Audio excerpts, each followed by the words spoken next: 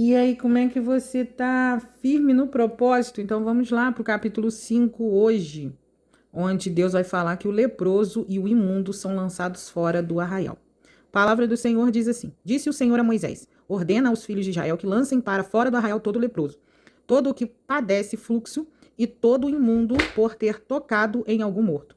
Tanto homem como mulher os lançarei para fora do arraial. Os lançarei para fora para que não contaminem o arraial no meio do qual eu habito. Os filhos de Israel fizeram assim, e os lançaram fora do arraial, como o Senhor falara a Moisés. Assim fizeram os filhos de Israel. A lei da restituição. Disse mais o Senhor a Moisés: Dizes aos filhos de Israel: quando homem ou mulher cometer algum dos pecados em que caem os homens, ofendendo ao Senhor, tal pessoa é culpada. Confessará o pecado que cometeu e pelas culpas fará plena restituição, e lhes acrescentará a sua quinta parte. E darás tudo àquele contra quem se fez culpado. Mas se esse homem não tiver parente chegado a quem possa fazer restituição pela culpa, então o que se restitui ao Senhor pela culpa será do sacerdote, além do carneiro expiatório com que se fizer expiação pelo culpado. Toda a oferta de todas as coisas santas dos filhos de Israel que trouxerem ao sacerdote será deste. E também as coisas sagradas de cada um, o que alguém der ao sacerdote será deste. A prova da mulher suspeita de adultério. Disse mais o Senhor a Moisés: Fala aos filhos de Israel e diz-lhes: se a mulher de alguém se desviar e lhe for infiel, de maneira que algum homem se tenha deitado com ela e for oculto aos olhos do seu marido, e ela o tiver ocultado, havendo-se ela contaminado, e contra ela não houver testemunha e não for surpreendida em flagrante, e o espírito de ciúmes vier sobre ele e de sua mulher tiver ciúmes, por ela se haver contaminado ou a tiver, se não ela contaminado, se não haver ela se contaminado. Então, esse homem trará sua mulher perante o sacerdote, e juntamente trará sua oferta por ela, 1/10 de efa de farinha de cevada, sobre a qual não deitará azeite, nem sobre ela porá incenso, porquanto a oferta de manjares de ciúme, oferta memorativa, que traz a iniquidade à memória. O sacerdote a fará chegar e a colocará perante o Senhor.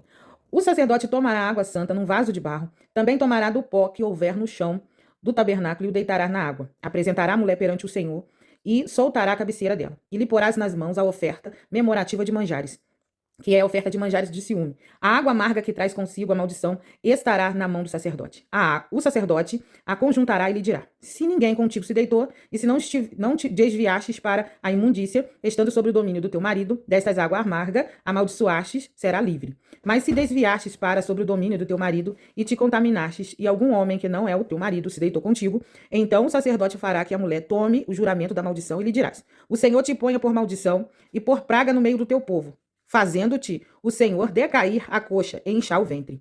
E esta água amaldiçoante penetre nas tuas entranhas, para te fazer inchar o ventre e te fazer decair a coxa. Então a mulher dirá: Amém, amém. O sacerdote escreverá estas maldições num livro e com a água amarga as apagará. E fará que a mulher beba a água amarga que traz consigo a maldição, e sendo bebida lhe causará amargura. Da mão da mulher tomará o sacerdote a oferta de manjares de ciúme e a moverá perante o Senhor, e a trará no altar. Tomarás um punhado de oferta de manjares, da oferta memorativa, e sobre o altar o queimará. E depois dará a beber a água à mulher. E havendo-lhe dado a beber a água, será que se ela se tiver contaminado e seu marido tenha sido fiel, a água amaldiçoante entrará nela para amargura. E o seu ventre se inchará, e a sua coxa decairá. A mulher será por maldição no meio do seu povo. Se a mulher se tiver contaminado, mas estiver limpa, então será livre e conceberá. Esta é a lei para o caso de ciúmes, quando a mulher sobre o domínio de seu marido se desviar e for contaminada, ou quando sobre o homem vier o espírito de ciúme, e tiver ciúme de sua mulher. Apresente a mulher perante o Senhor, e o sacerdote nela execute toda essa lei. O homem será livre da iniquidade, porém a mulher levará a sua iniquidade. Gente, que tarde maravilhosa que tá fazendo aqui. Glória a Deus por isso, né? Que céu maravilhoso, olha só. Gente, a gente vai ver que no capítulo 5 do livro de Números, vai abordar 3 leis fundamentais dadas por Deus a Moisés. Manter a santidade e a justiça dentro do acampamento de Israel. O tema central do capítulo é a preservação da pureza comunitária, já que o próprio Deus habitava no meio do povo.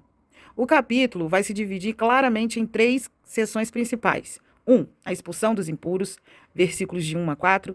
Ordem divina: qualquer pessoa com lepra, doença grave de pele, com fluxos de fluidos corporais ou consideradas impuras por tocar em cadáver, deveria ser colocada temporariamente fora do acampamento. Qual era o propósito? O propósito era evitar a contaminação espiritual e física do acampamento, onde o Senhor habitava. Igualdade. A regra aplica-se rigidamente tanto a homens quanto a mulheres. 2. A lei da restituição e a confissão vai dos versículos de 5 a 10. Pecado contra o próximo. O texto ele vai estabelecer que pecar ou causar prejuízos contra outra pessoa significa quebrar a fidelidade com o próprio Deus. Confissão obrigatória. O culpado ele deveria obrigatoriamente admitir o erro publicamente. Reparação financeira. Pedir desculpa não bastava. Era obrigatório restituir o valor total do dano e acrescentar ainda 1/5, significava 20%, como indenização à vítima. Falta de herdeiros. Caso a pessoa lesada tivesse morrido e não deixasse parente, a restituição deveria ser entregue ao sacerdote, além de um carneiro para o sacrifício de expiação. Do versículo 11 ao 31, essa lei aplicava-se quando um marido suspeitava de sua esposa, que o havia traído, mas não tinha testemunhas ou provas físicas do adultério. Então era feito um ritual. O ritual era assim: o marido devia levar a esposa ao sacerdote com uma oferta de farinha de cevada, e o sacerdote preparava água amarga, que traz maldição, misturando a água santa com a poeira do chão do tabernáculo e a tinta das maldições escritas em um pergaminho. O teste, como era feito esse teste? A mulher bebia a mistura sob juramento e o resultado, se ela fosse culpada, a água causaria-lhe sofrimento físico severo. A barriga ficaria inchada e os órgãos definhados, tornando ela uma maldição entre o seu povo. Se fosse inocente, nenhum mal lhe aconteceria. E ela ficaria livre de qualquer culpa e manteria a capacidade de ter filhos. Que lei, hein? Meu Deus, que lei.